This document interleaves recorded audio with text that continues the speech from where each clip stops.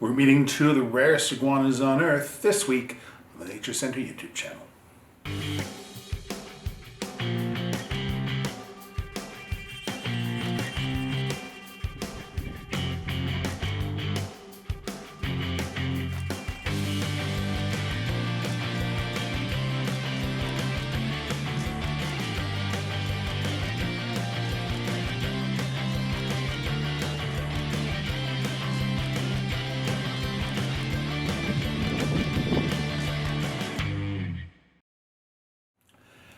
Hello everyone, I hope you had a wonderful few days for Christmas holidays or whatever you are celebrating.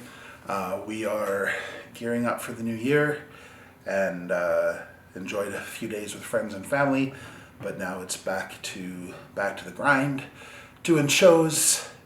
We're also going out on the road. The Wildlife Festival is coming back and we've got new exhibits, new shows, and lots of cool things. We're going to be kicking things off in just a few weeks in Regina, Saskatchewan, and we're going to be going throughout Saskatchewan and Alberta doing our Wildlife Festival. So we're really excited about that. The animals that we are seeing today are not going to be on that tour, but maybe a future one. But the two animals we're seeing today are really special to me. They're both kind of dream animals that I wasn't entirely sure I would even be able to ever get or have. And I have them, and they're amazing ambassador animals for their species.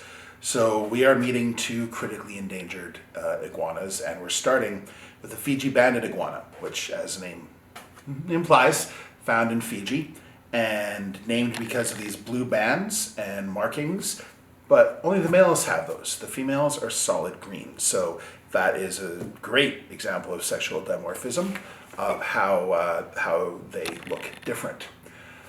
Now, these guys are interesting relationship with humans because they are very revered. In some cultures in Fiji, they are part of totems. They have been on stamps, they've been on coins. It's illegal to remove them from Fiji.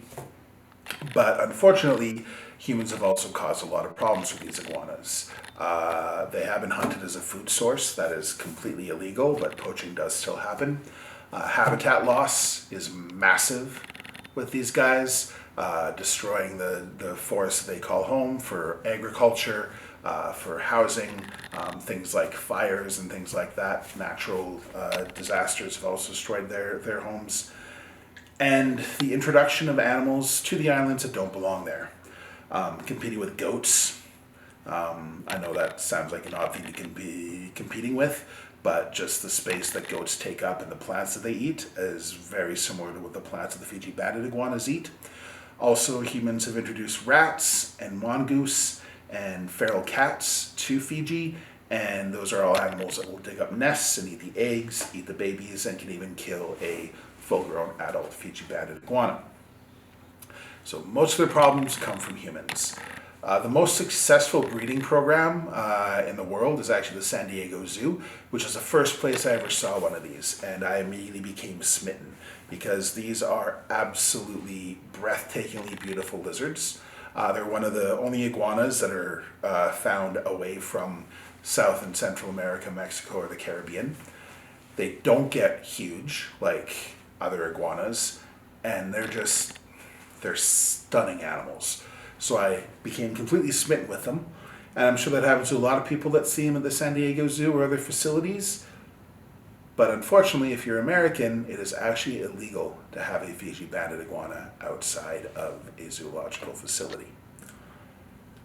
So I finally have something that my American counterparts aren't able to have. Because I get jealous when I see all the different animals down there that we're not allowed to have, or just because they're CITES, they can't be imported into Canada. But this is my holy grail, I can have and you can't. They are herbivores. They love to eat hibiscus flowers and plants, banana, papaya, mango, some different fruits, and a lot of leafy greens as well. They are not cheap. They come with a really hefty price tag, so they're not something that the average person is going to be getting as a first-time pet. And I would definitely say, for someone that's interested in having them, having pairs and focusing on captive breeding is how we're going to help this species, both in the wild and just, making them more available and more common. We just have the male right now, but we are planning on getting a female in the future and hopefully starting to breed. There's breeders out in Ontario and Quebec that are very successful with them. Around this time of year, you're like November, December, January, February is when they seem to become available. Oftentimes they seem to be established sub-adults, which is good because you're gonna have a better chance of survival and them thriving if they're well established and not babies. So this is one of our two extremely endangered iguanas. So this is the rarest iguana on Earth. This is Denim, which I named because his scale pattern and color and even kind of texture feels kind of like jeans. And he is a Utila Island iguana. So Utila Island iguanas are only found in one place on Earth, Utila Island, which is off the coast of Honduras. Now that is a challenge when you have an animal that is endemic to only one place.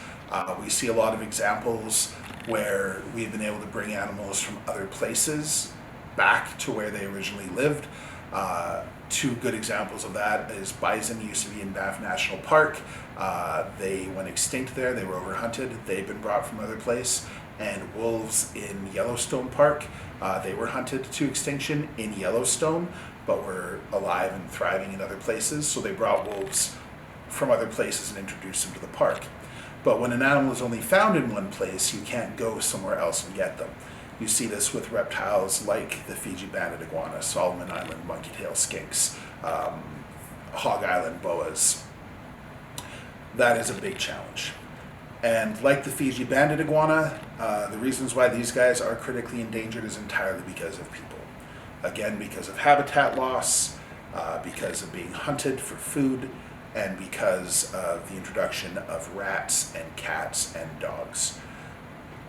Cats are probably the biggest invasive species on Earth, and especially if they're allowed to roam or in a lot of third world places, they end up being feral and they just end up having kittens out in the wild, and they have all their wild instincts, and they do a lot of damage hunting native birds, lizards, snakes, everything. Cats kill billions of animals every year, so protect wildlife and keep your cats indoors. So they're not a really large iguana like other iguanas, which is nice. He is a very docile lizard. He's very, very tame, which I love. Our spine-tail iguanas out of Mexico are still requiring a lot of work. They're quite, quite defensive. They are a herbivore, so like most iguanas, primarily plants, so a lot of dark leafy greens and things like that. Now, how did I end up with the rarest iguana on Earth? People can have them. Certainly in the States, there are people with them. They're not hugely available, but they are out there. In terms of in Canada, you can import them, but it's going to be a lot of work, a lot of time, a lot of paperwork, a lot of money. Somebody went through all that effort and got 4 baby hatchling Utila Island iguanas into Canada legally.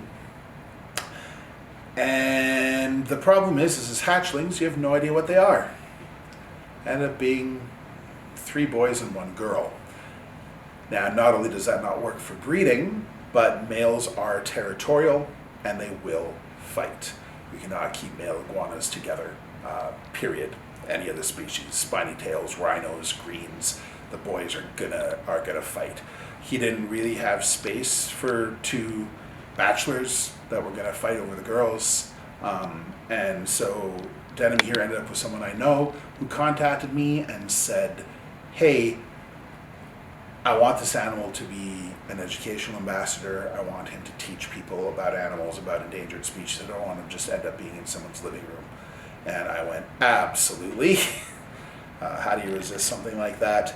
And so a little over a year ago, Denim came to be with us and has just been an awesome ambassador. Kids love him, adults love him. He's so gentle. He's such a beautiful and unique lizard.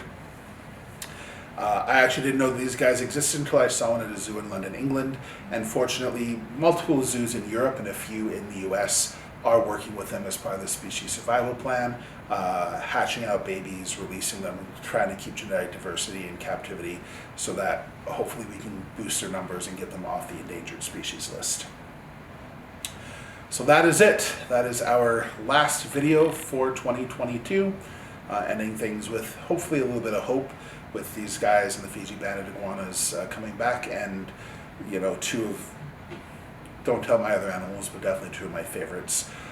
I hope that you have a fantastic New Year's Eve. It's hard to believe 2022 has come to an end. Things are so different from where they were at the beginning of the year, and we're just happy to still be here and have our nature center and have the opportunity to continue to educate and teach people about all sorts of cool exotic animals. So if you have not yet, hit that subscribe button. We'd love to have our subscribers. You know, they're everything to us. Watching our videos, each time you watch our video helps us spread the word, helps us build our subscriber base, helps us with YouTube, you know, eventually actually maybe giving us some money for our efforts. So, you know, your support means a lot and a great deal. We really appreciate it. Hit the bell if you haven't. That'll let you know when we have new videos.